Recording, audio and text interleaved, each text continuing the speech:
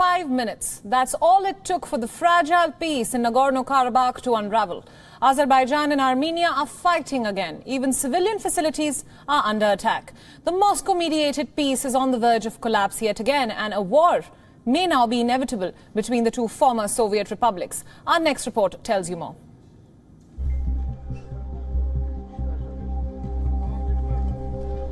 This is Nagorno-Karabakh, a land laid to waste by the fighting between Azerbaijan and Armenia.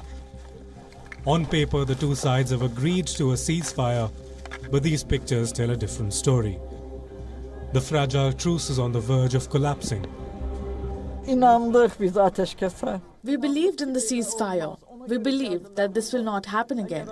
This is why they returned home. They wouldn't return if a ceasefire was not established. They were scared. Everyone was scared. Who would have wanted this? On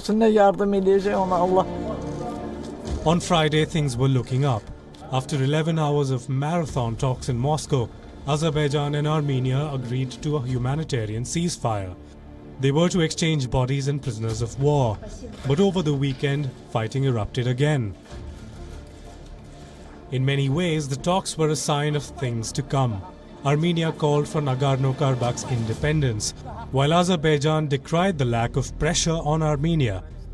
It was a reluctant truce, one that was bound to unravel. As for who violated the ceasefire, it's almost impossible to say. Both sides are trading accusations of airstrikes, shelling, and targeting civilian facilities. Eyewitnesses in Karabakh reported blasts in the regional capital. They were allegedly carried out by Azerbaijan.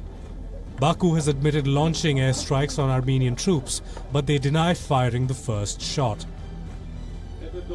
The charge against Armenia is far more serious. It is accused of firing missiles at Ganja, the second largest city in Azerbaijan. Armenian missiles reportedly hit a residential building, killing 9 civilians and injuring more than 30. The attack, Azerbaijan claims, shows the true face of Armenia. And Ganja city is more than 100 kilometers away from the theater of military operations. What was the reason to attack this city? What was the reason to attack Mingachever cities of Azerbaijan? There is no military targets. It doesn't have any necessity, or in no way it can be justified from the military necessity. But what we see here is just Armenia's purpose to kill civilians. Armenia has rejected these allegations. The reports have been dismissed as absolute lies. But the evidence is stacked up against them, including CCTV footage of the explosions.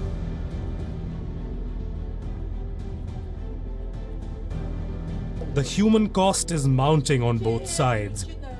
Nearly 500 lives have been lost, including 60 civilians. The ceasefire was supposed to offer both sides some breathing space to gather their dead and organize funerals.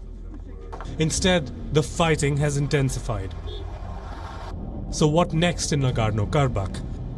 Russia was hailed as the last hope, a country with enough clout on both sides to clinch a ceasefire.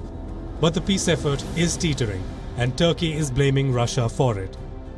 Ankara wants Moscow to exert more pressure on Armenia, but increased foreign meddling has only escalated the situation until now. The talks in Moscow offered a brief window of resolution, but in 48 hours that window has been firmly shut. Azerbaijan and Armenia are back on the brink of war. Bureau Report, WION World is One. Co-presented by Skoda. Simply clever.